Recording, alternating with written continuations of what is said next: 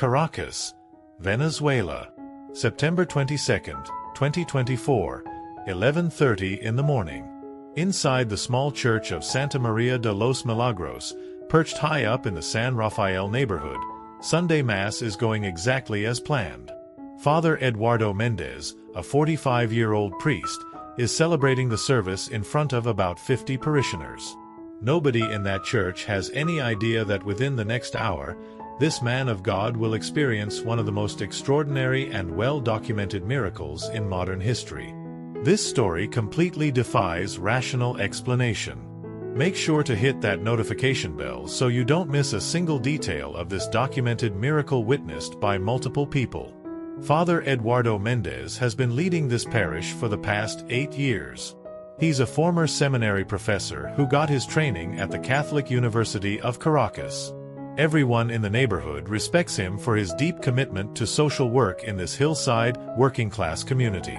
Every single week, his church manages to distribute over 200 hot meals to families who are struggling to make ends meet. They also run literacy classes for adults who never got the chance to learn how to read and write properly. His sermon that morning focuses on finding hope even when you're going through the toughest times in life. He quotes St. Paul from Romans, "We glory in tribulations, knowing that tribulation produces perseverance, and perseverance produces character." The tragic irony?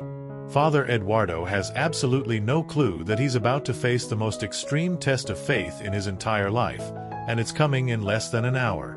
The church itself isn't anything fancy. It was built back in the 1970s using pretty basic materials: simple whitewashed walls, a corrugated metal roof, and a hand-carved wooden altar. But what it lacks in architectural grandeur, it makes up for in genuine spiritual atmosphere. This is a place where people come to truly worship. That particular Sunday morning, the attendance sheet shows exactly 53 people present. Most of them are older women and families with young kids. A handful of men, mostly construction workers and local shop owners, sit in the back rows. The atmosphere is peaceful, almost sleepy under the hot tropical sun beating down on the metal roof. Then, at exactly 11:47 a.m., right at the most sacred moment of the Mass, the elevation of the host, everything explodes into chaos. A deafening crash shatters the peaceful silence. The church's main wooden door literally explodes inward under a brutal kick. 5 masked men burst through the doorway, and they're all carrying AK-47 assault rifles. Their voices echo through the small church, "Get down! Everyone on the floor right now!"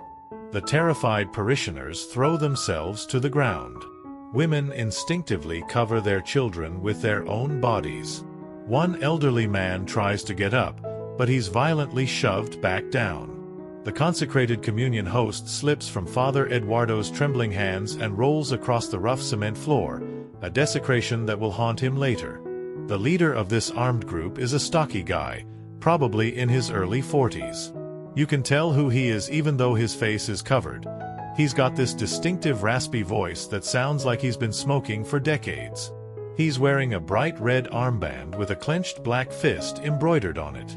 That's the symbol of Puño de Acero, which translates to Iron Fist, a radical revolutionary movement that's been causing trouble across Venezuela. This leader strides right up to the altar with absolute confidence. He points his weapon directly at Father Eduardo and starts shouting accusations.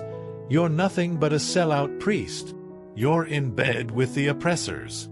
Your whole church is just a tool to brainwash the masses and keep them distracted from the real revolution that needs to happen." Father Eduardo, despite the obvious terror in his eyes, tries his best to reason with these men. His voice stays remarkably calm as he explains, "Brothers, please listen. Our church helps the poorest members of this community without any political agenda whatsoever. The meals we hand out, the medicine we provide to sick people who can't afford it, the free education we give to the children, we do all of this with no strings attached. It's pure charity, straight from the gospel." But his words only seem to make the leader angrier. To these revolutionaries, any charitable work done by the Church is just sophisticated manipulation designed to keep poor people dependent and submissive. They see it as a subtle tool of oppression serving the wealthy elite. The leader barks orders to his men, "Get these people out of here. All of them. Now." 2 of the gunmen position themselves by the door while the other 3 start forcibly pushing and shoving parishioners toward the exit. The evacuation takes exactly 11 agonizing minutes. Every parishioner has to leave behind their personal belongings, purses, hats, rosaries, prayer books. An 80-year-old woman named Senora Martinez can't move fast enough, so they literally drag her toward the door. One man tries to grab his wife's handbag and gets smashed in the ribs with a rifle but for his trouble. By 12:02 p.m., the church stands completely empty, except for Father Eduardo. 2 of the armed men are gripping his arms tightly, twisting them painfully behind his back. That's when the leader slowly pulls off his black ski mask, revealing a face that's covered in old scars. His expression shows nothing but pure resentment and hatred. What follows is a brutal interrogation that lasts 13 long minutes. Question after question comes rapid fire, and when Father Eduardo's answers don't satisfy them, he gets hit. They want to know everything about the church's funding. Where does the money come from? Who are the big donors? Does the church have connections with any international organizations? Father Eduardo keeps repeating the exact same truth over and over. His church only receives modest donations from regular parishioners and a tiny bit of financial support from the diocese. There's no foreign government money, no suspicious international NGOs, no secret funding from powerful people trying to manipulate politics. But no matter how many times he explains this simple truth, these men refuse to believe him. Finally, at 12:15 p.m., after 13 minutes of getting nowhere, the leader makes a chilling decision. He announces in a cold, flat voice, "You're going to serve as an example, priest. Your very public death is going to send a crystal-clear message to everyone else who might think about collaborating with the enemies of our socialist revolution." Behind Santa Maria de los Milagros Church, the landscape is absolutely breathtaking and absolutely terrifying at the same time. There's this massive cliff called Angel Cado, which means fallen angel in English, and it towers over the Caracas Valley from a height of 656 feet straight down. The local legend says that a rebellious angel was cast out of heaven and fell to earth at this very spot. This sheer rock face is made up of ancient volcanic stone, and everyone in the area knows how deadly dangerous it is. Over the past few decades, this cliff has claimed exactly 7 lives: 3 people who jumped intentionally to end their lives, 2 hikers who got too close to the edge and lost their footing, 1 little kid who was playing and didn't understand the danger, and 1 drunk guy who made 1 fatal misstep in the dark. Not a single one of them survived the fall. The 5 armed men now force Father Eduardo to start walking toward this cursed precipice. He's still wearing every piece of his full liturgical vestments from the Mass, the long white alb that symbolizes purity, the golden stole that marks his priestly authority, and the beautifully embroidered chasuble decorated with an image of the Virgin Mary. These sacred garments, which are normally worn to celebrate the gift of eternal life, now look like the burial clothes of a man condemned to die. The forced march takes 23 brutal minutes along a rocky footpath lined with tall cacti and thorny scrub bushes. The tropical midday sun is absolutely merciless. The temperature has climbed to 95 degrees Fahrenheit. Father Eduardo is sweating heavily under all those thick liturgical robes, but every time he even thinks about taking them off, his captors refuse and push him forward roughly. During this entire death march, Father Eduardo prays quietly under his breath. His lips never stop moving as he recites the Our Father over and over, then the Hail Mary, then the Apostles' Creed. This constant stream of prayer seems to be the only thing helping him deal with the rising terror inside him. Several times his voice cracks and breaks with emotion, but he always manages to start the prayer again from the beginning. One of the men, the youngest one, a guy they call Miguel, seems to be getting more and more uncomfortable with what's happening. He's walking behind the priest with his weapon pointed down at the ground instead of at the condemned man.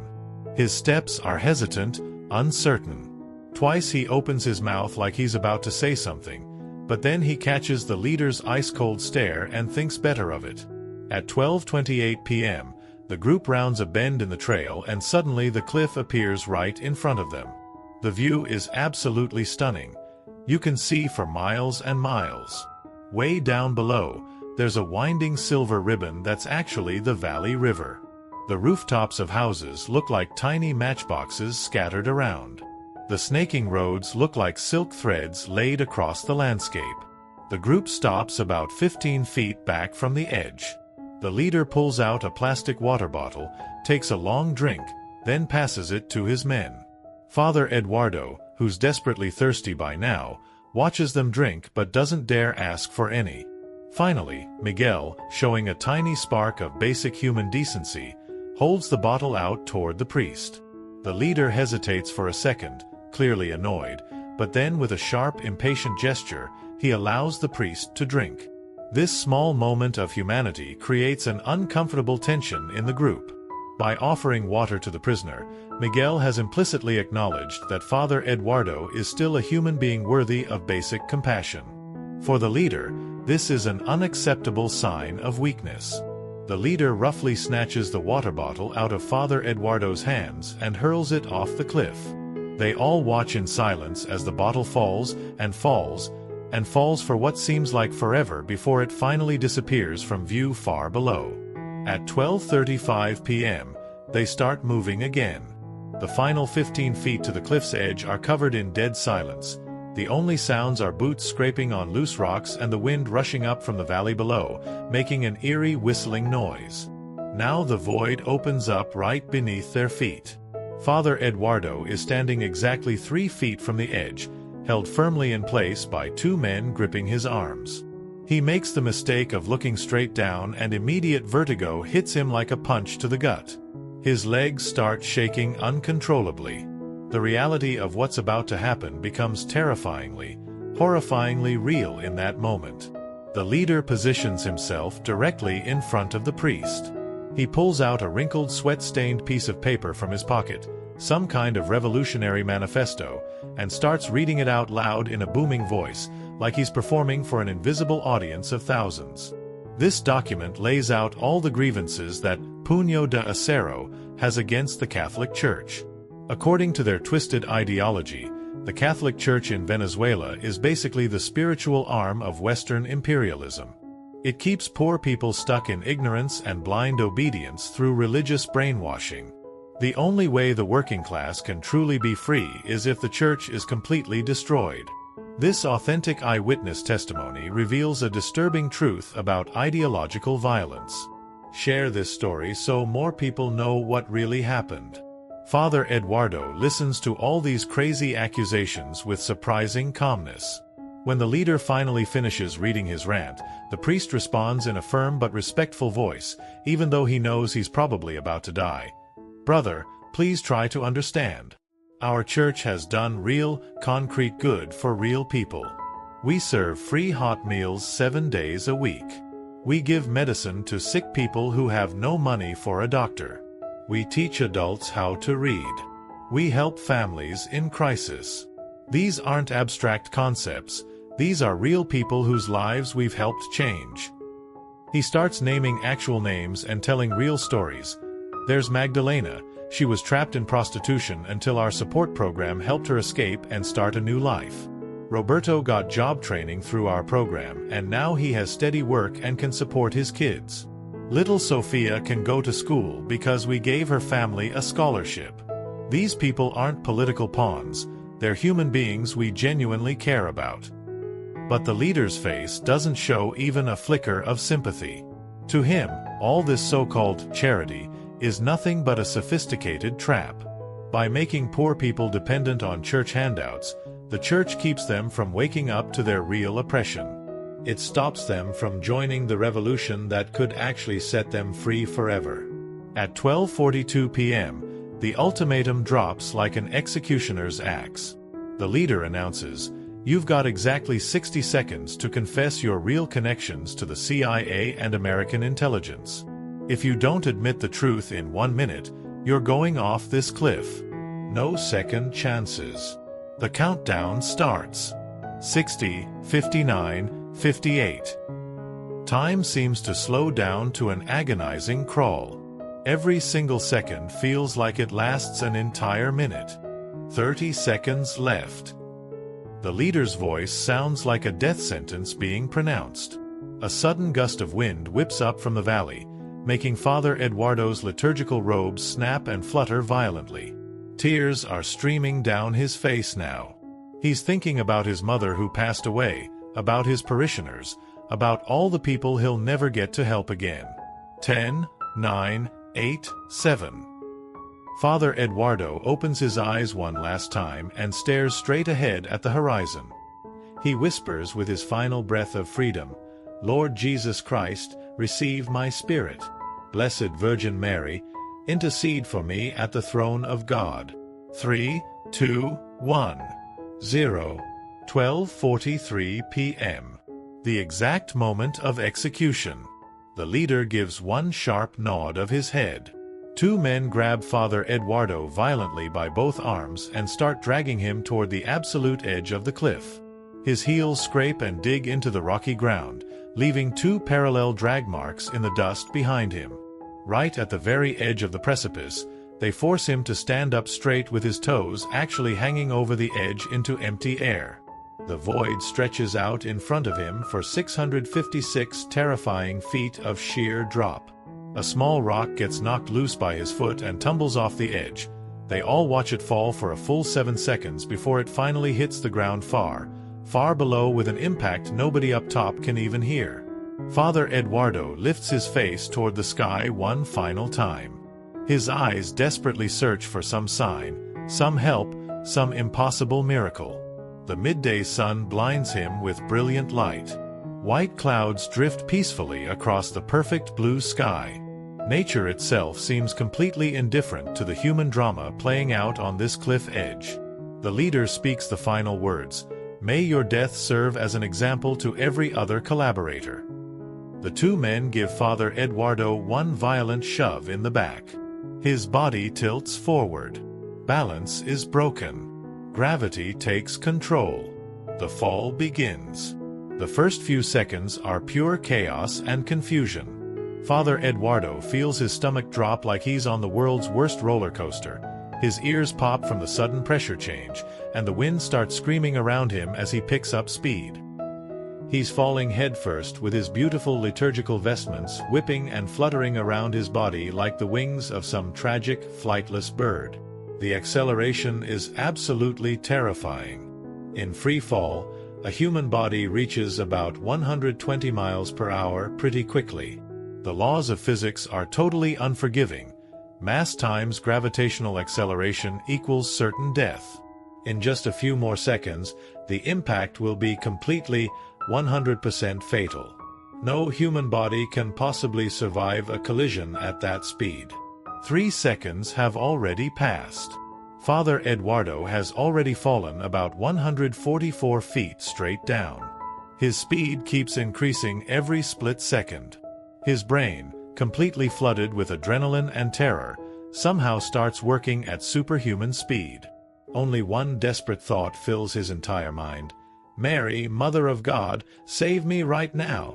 That's when the absolutely impossible happens. The inexplicable.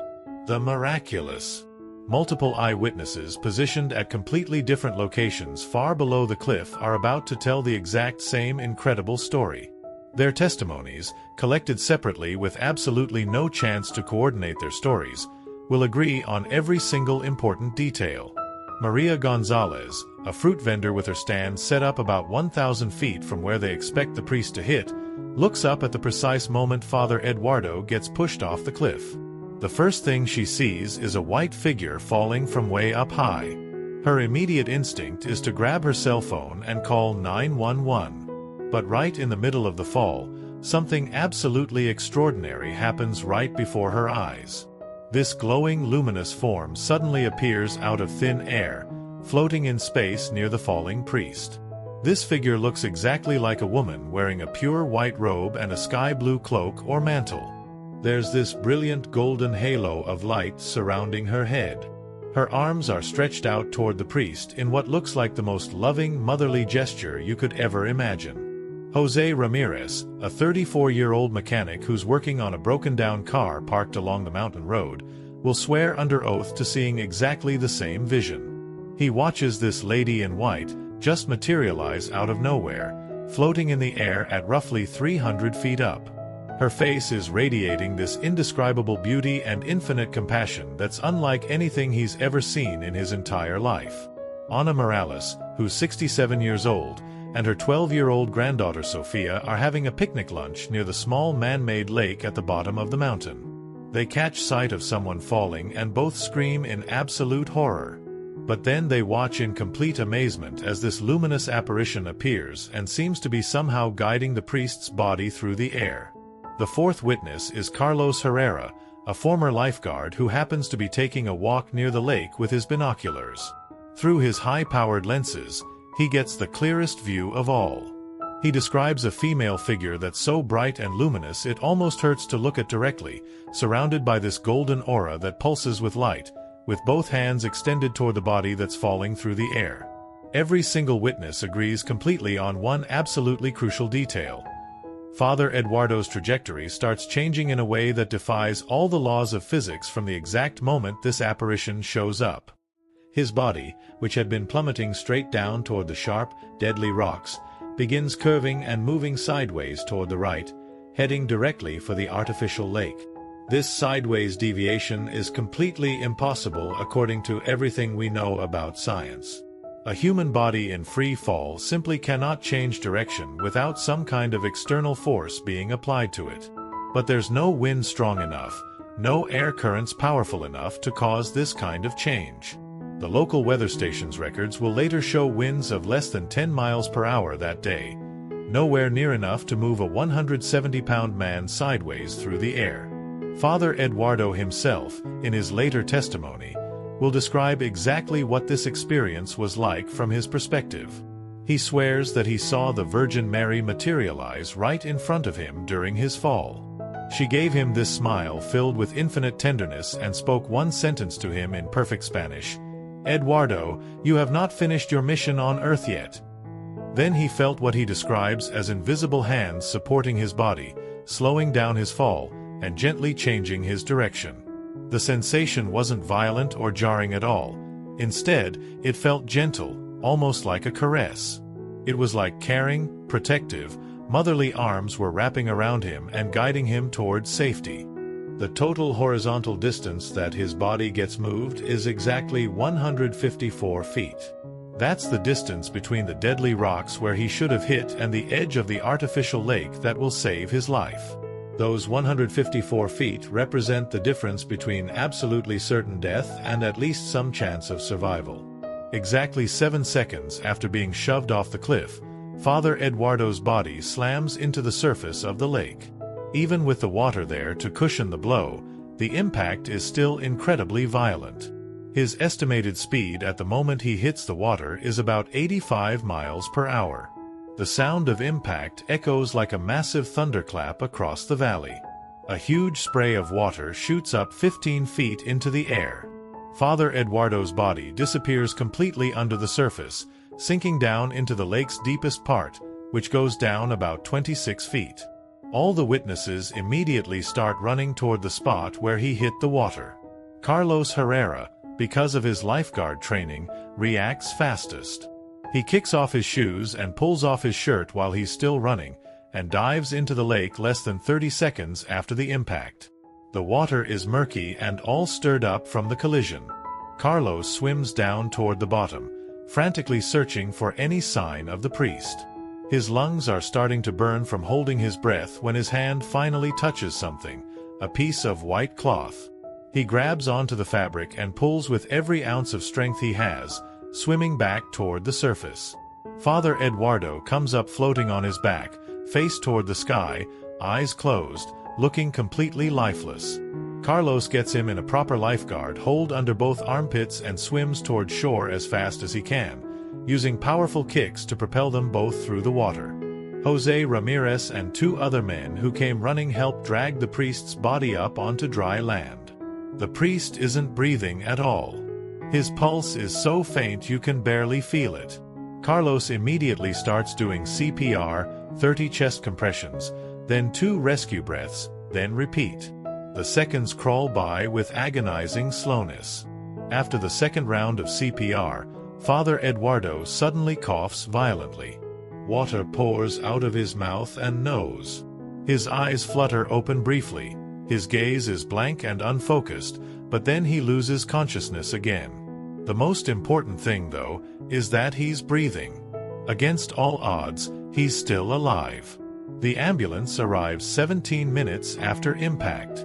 Paramedics Pedro and Carmen find Father Eduardo barely breathing.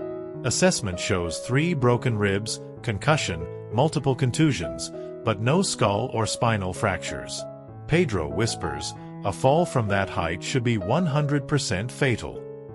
During transport, Father Eduardo mumbles, "She was there, the Virgin saved me."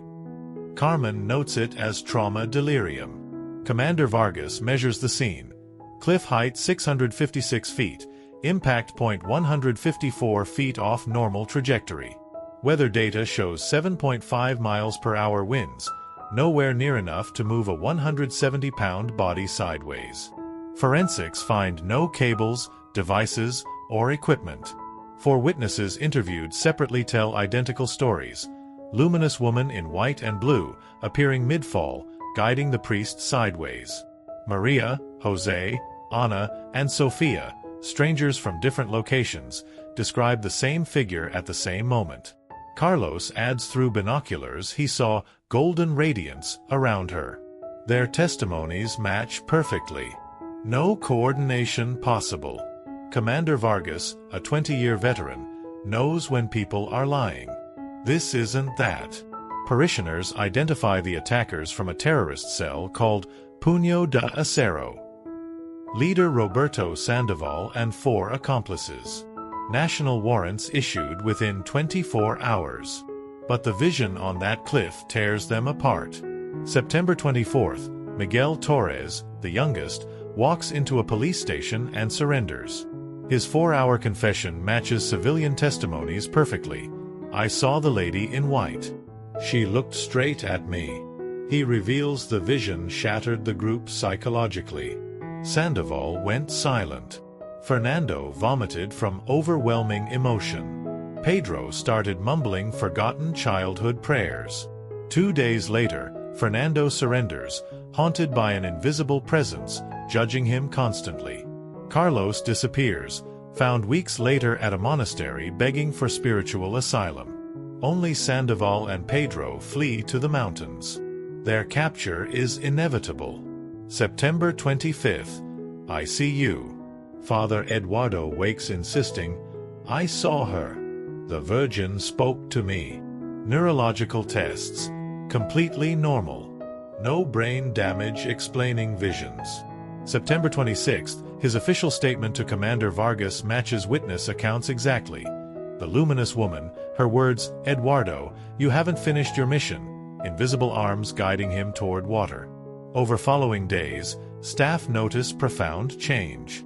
He radiates peace despite pain, prays for hours, reports sudden spiritual clarity on mysteries that puzzled him for years.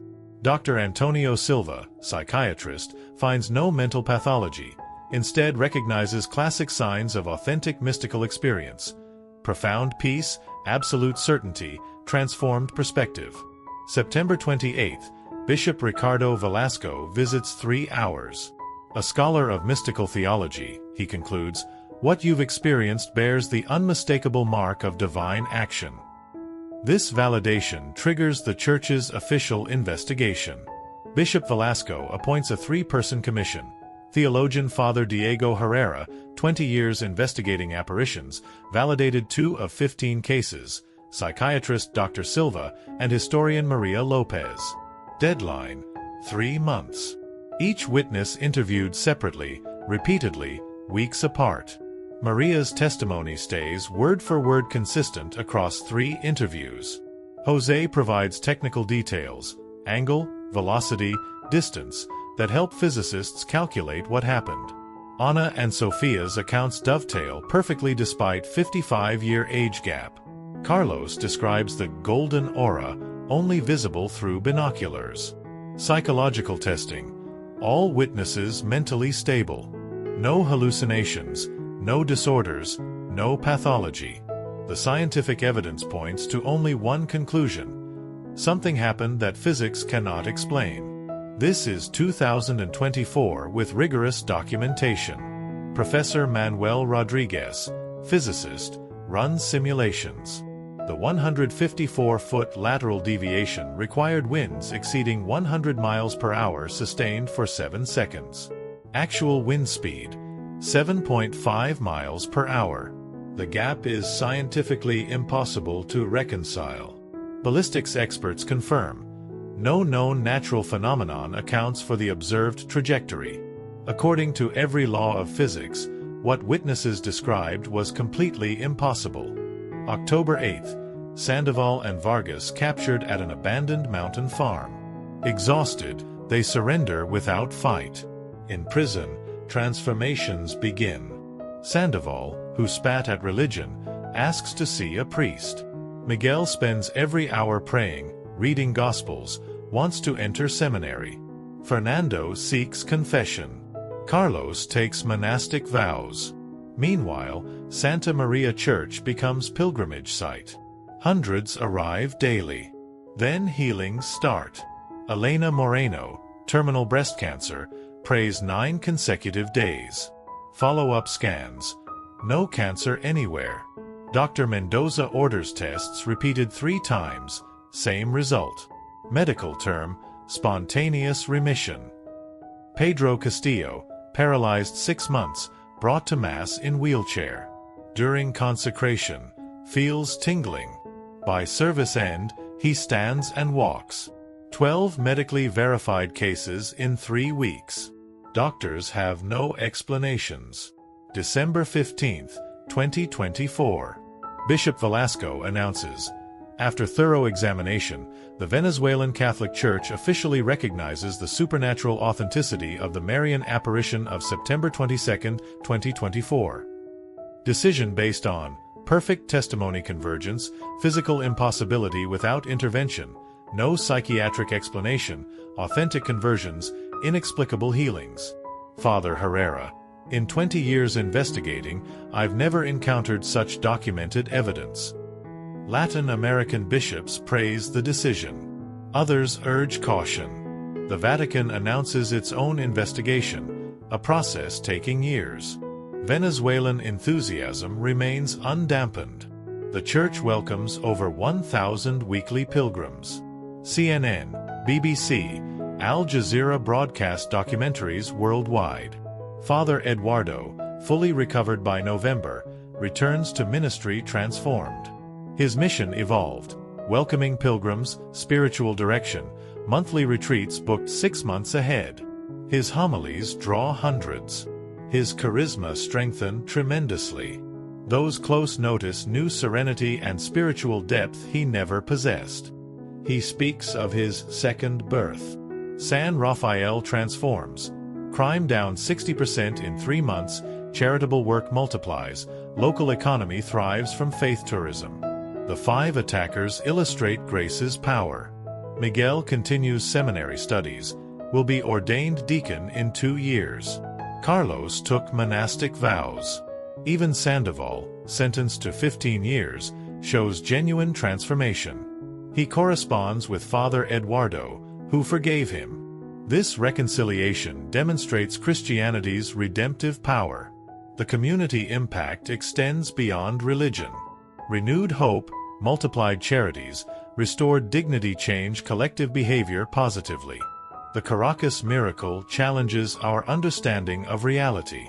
In a world where science explains everything, here's an event stubbornly resisting analysis.